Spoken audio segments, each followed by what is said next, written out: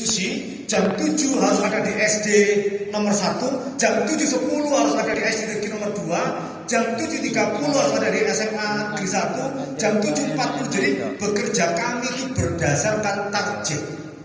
Telat 5 menit, komplain bukan ke saya, komplainnya ke bos. Jadi saya harus jam 6 sudah keluar rumah, nyampe rumah lagi jam 12.30 tiap hari. Karena dengan cara itu bisa untuk menyambung nyawa hidup di Australia. Nah, saya harus bekerja jam 6 sampai jam 12.30 nyopir sushi. Jadi saya ini pernah jadi sopir, tapi nyopir di Australia. Keren kan? Keren. Kalau musim liburan, pekerjaan saya itu adalah cleaning service. Nyuci kamar mandi, nyuci itu semua. Kenapa dilakukan? Untuk bisa bertahan hidup. Nah, waktu sangat mepet. Kenapa? Karena jam 13 itu saya harus berhadapan dengan supervisor saya. Lalu jam 15.30 saya harus jemput anak saya sekolah. Balik lagi ke kampus jam 16. Nanti jam 18 saya harus pulang ke rumah untuk ngajar anak saya. Hidup selalu begitu tiap hari. Nah, tapi saya bisa menyelesaikan disertasi saya dalam waktu 2 tahun. Saya bisa menyelesaikan kuliah S3 saya dalam waktu 2 tahun. Nulis dalam bahasa Inggris, presentasi dalam bahasa Inggris, dan selesai. Jadi kalau tadi ada Mas apa tadi namanya tadi itu? Mas Agus Supriyadi bertekad untuk bisa selesai S3 dalam waktu 2 tahun, 2 tahun setengah, itu tidak mustahil. Mungkin terjadi. Caranya adalah time manajemennya harus ketat. Kalau sampai ke S3 saya iso turu di atas 4 jam, lagi-lagi itu adalah Zalim.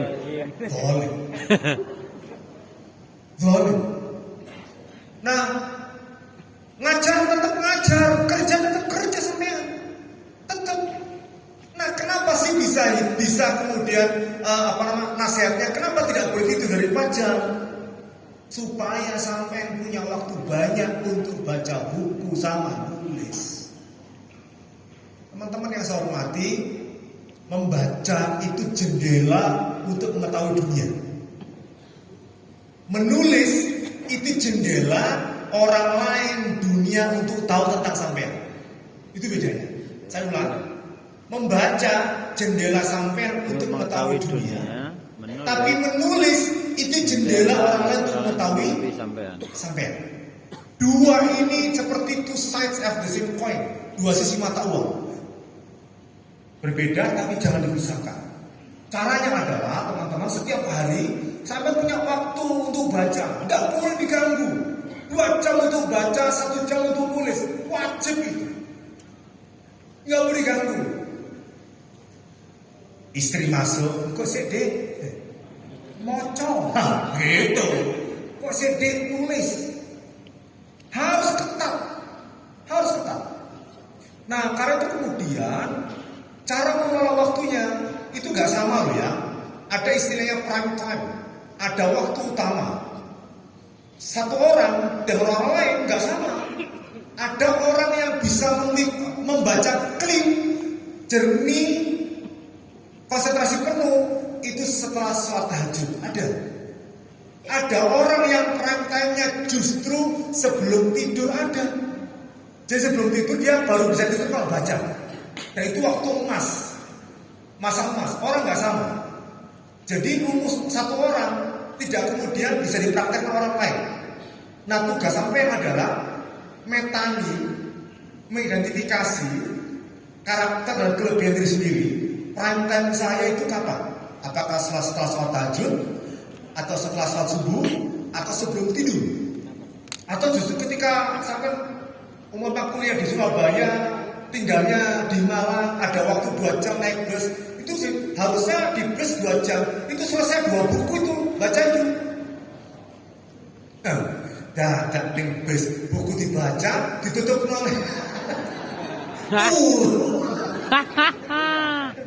sekali lagi, kalau kuliah S3 kok seiso turu lebih dari 4 jam? Dolim. Boleh. Awas, catat. Nah, yang kedua, Mas Hamimuddin Bangkalan untuk S2 ya. Gini, teman-teman sekalian, orang itu akan mengukur kita tergantung berapa tarif yang ada dalam diri kita. Kalau orang merasa tarifmu mek 2.000, dibeli 2.000. Tapi kalau sampai ini harganya 2 juta, maka orang yang punya uang 1.000 tidak akan berani ngedil sampean sama harga sampean 2 juta. Kuliah itu adalah waktu emas untuk kulaan sebanyak-banyaknya untuk menaikkan apa yang tadi Mas Hamimuddin menyebut dalam istilah bargaining power. Masalahnya adalah kita ini kalau ngomong soal politik fasih. Bargaining politik itu dimaknai sebagai relasi kuasa. Saat kuliah begini, sampai jangan berhitung politik. Ini kulaan akademik. Ada saatnya kemudian sampai akan dihargai. Ketika sampai kuliah S2, S3, harusnya harga diri sampai itu ikut terkerek naik. Kenapa orang menghargai sampean tidak ikut naik harga pasar diri sampean? Itu karena orang tidak yakin bahwa sampean itu harganya ikut naik. Nah, dalam kaitan itu maka menurut saya satu mindset harus diubah. Sekarang saya mahasiswa S2. Sekarang saya mahasiswa S3. Prinsipnya adalah let the data speak. Kalau ada masalah, basisnya harus data. Tidak boleh ngomong sembarangan, nggak punya data. Let the data speak. Biarkan data berbicara. Itu yang membuat lalu yang kita sampaikan, kita bicarakan, itu dasarnya kuat karena ada data di balik itu. Pertanyaannya, nopo se data itu? Data itu bahasa Latin. Terjemahannya adalah something now. Sesuatu yang diketahui itu data. Maka kalau kemudian yang kita sampaikan, kita pikirkan tidak berbasis data, membuat orang lain tidak menaruh kepercayaan kepada kita. Itu satu. Yang kedua, teman-teman, terutama mahasiswa S2 yang ingin menaikkan daya tawar tadi itu, adalah mulai sekarang mindset itu kita ubah. Lalu kita ikuti bersama-sama dengan perilaku yang kita butuhkan untuk menjamin kepercayaan kita kepada orang lain. Saya mau nanya teman-teman sekalian, harga jilbab barangnya sama. Istri saya pernah ngecek, punya teman beli jilbab di Tunjungan Plaza. Harganya 75.000. Barang yang sama temannya beli di pasar yang utara namanya Loak. Pabean. Sama di Kapas Kampung ya. Kapasan. Pasar Kapasan. Barangnya sama warnanya. Di situ harga satunya cuma 13.000. Kenapa sampai kok merasa yakin lebih nyaman beli di Tunjungan Plaza? Ini soal garansi. Ini soal garansi. kemudian untuk menaikkan daya tawar itu pada saat yang sama maknanya sampai harus meningkatkan personal guarantee. Nek ambek Mas Hamimudin jaminan deh pasti solusi datang. Bukan nek ambek Mas Hamimudin bukan solusi, masalahnya tambah akeh. Tirulah pegadaian menyelesaikan masalah. Nah, semakin tinggi kuliah, semakin harus datang dengan solusi. Jangan kemudian teman-teman sekalian ada problem yang berubah. Ada prinsip dalam dunia pendidikan tinggi yang disebut dengan problematisasi. Problematisasi itu gini. Jangan sampai teman-teman S3 ya, makin tinggi kuliahnya, ngomongnya makin bulat, makin susah dipahami. Karena ada problematisasi tadi itu. Salah kalau ada orang mengatakan makin tinggi gelar, itu ngomongnya makin sulit dipahami. Makin sulit dipahami, intelektualnya makin tinggi harganya. Keliru. Harusnya problematisasi itu begini. Sebagai peneliti, sesuatu yang mungkin simple, tapi bagi dia kompleksitas di dalamnya tinggi, di riset, di problematisasi, itu peneliti, akademisi. Tapi kalau memproduksi ilmu pengetahuan, menyampaikan, memberi kuliah, orang harus akan segera bisa dengan mudah memahami, mencerna. Jangan dibalik.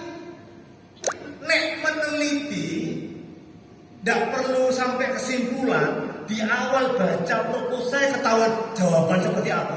Itu berarti problematisasinya rendah.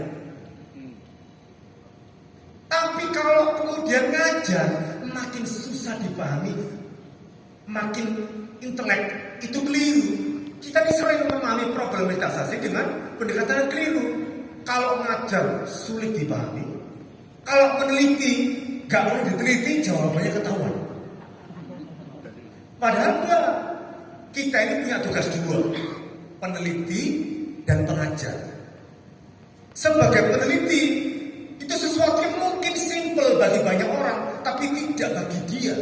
Karena apa? Ada problem yang kompleks di situ. Contoh.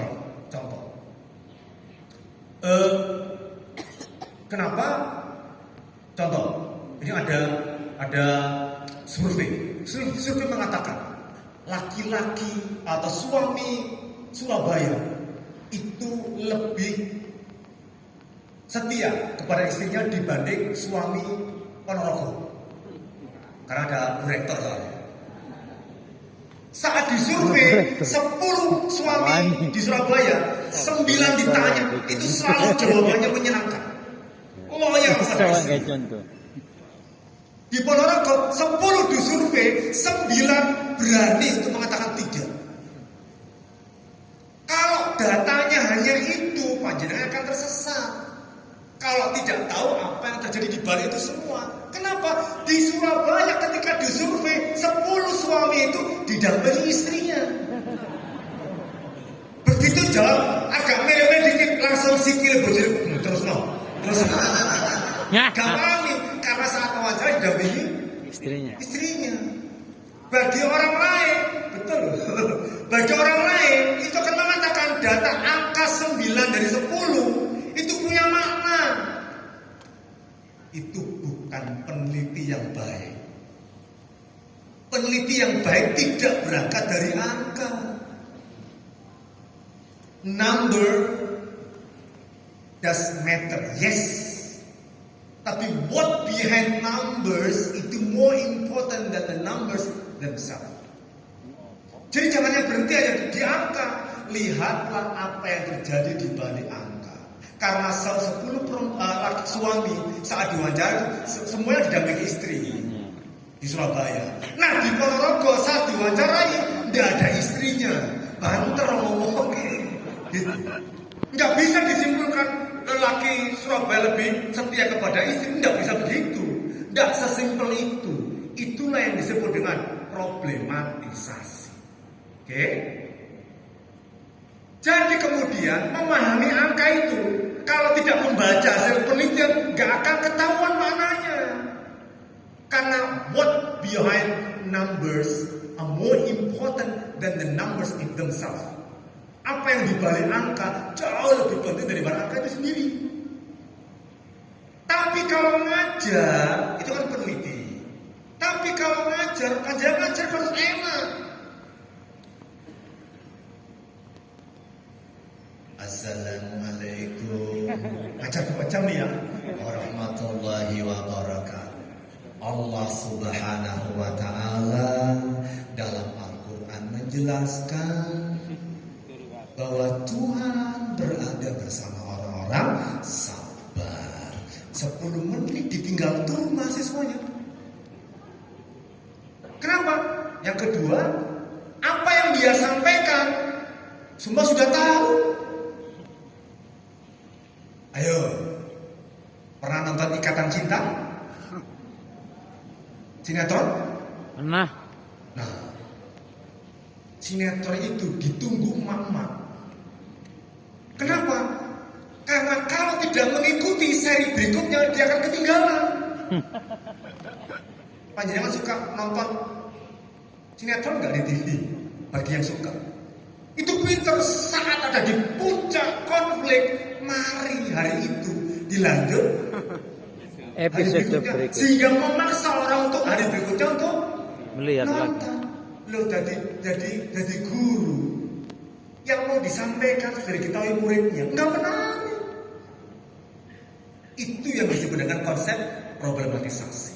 Nah, untuk menaikkan daya tawar Mas Hamimuddin, itu sampai harus bisa melakukan 2 tahap itu.